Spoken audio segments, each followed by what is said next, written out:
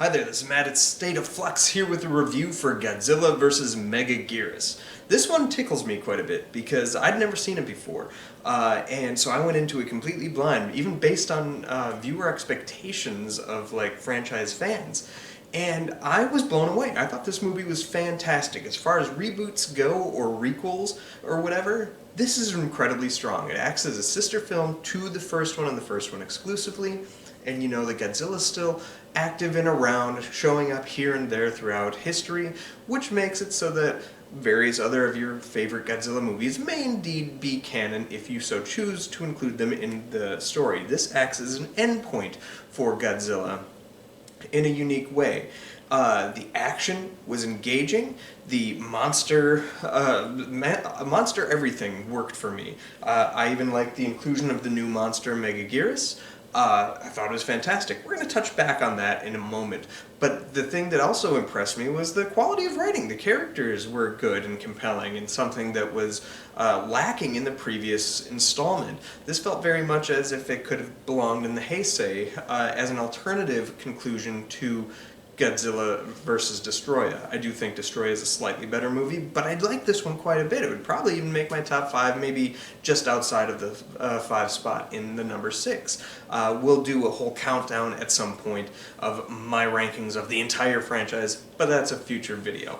Getting back to this one, the thing that tickled me the most about it was that it seemed to be a sly dig at the American Godzilla market, because Godzilla 2 was a film that was in active development after the first one came out, but due to poor response both critically and from audiences and fans, the movie got scrapped. That doesn't mean that the movie wasn't written in some stage, and after doing some digging when I was researching Godzilla 98, I discovered the script for, or the treatment for, Godzilla 2.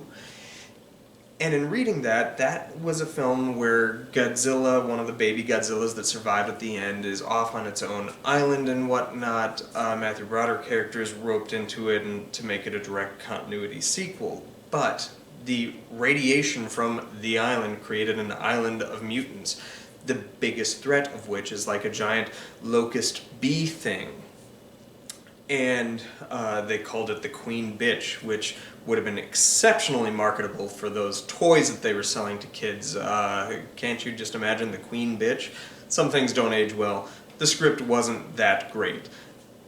That's another story, that's another video. That said, it was like the Japanese producers got a hold of that script and decided to completely repurpose it and make it authentically Godzilla. And I really dug it. It was really good. Megaguirus is an active threat that's just a bother, but the main villain of the piece is still Godzilla. The Japanese people need to destroy him, but first there's this locust problem, so they're like, well, he's here and he's battling them. Let's let him do his thing, destroy them, and then we can take him out with like this blast from a what do you call it, a black hole gun, and just send him into nothingness. And that's eventually, of course, what they do. I thought this was good. It's a good movie, really fun, really active, and I couldn't wait to go up on my Letterboxd and throw a review up. And then I was shocked to discover that this is one of the most maligned of the Godzilla movies and considered the worst of the Millennium era, which baffles me. I thought it was really, really good. So much so that I believe the director of this film directed the other two in the franchise that I have not seen, Godzilla Against Mechagodzilla and Godzilla Tokyo SOS. It made me way more excited to watch those two films, having seen the competency he's shown with this. So, there you have it. I really like it. Apparently Godzilla fans don't. I don't get why. If you don't like this movie, explain why in the comments down below. The only thing I found overtly stupid was the whole fact that the Godzilla Graspers are G-Graspers, which is its own like sort of police force, not dissimilar from the like unit team from the Heisei era, that they all carry pistols. And I'm like, what's that going to do against Godzilla? That's dumb. But anyway, I digress. I really liked it. If you didn't like this movie, please, for the love of God, explain to me why in the comments down below, because I genuinely want to know. I thought it was really good, and all like the letterbox reviews for it made really confusing arguments as to why it's not good. Like, it's bad continuity, and well, Godzilla's never been great with continuity in the Heisei era. And I was like, what are you talking about? The best aspect of the Heisei era was its continuity. Again, that's its own thing. Letterbox is weird.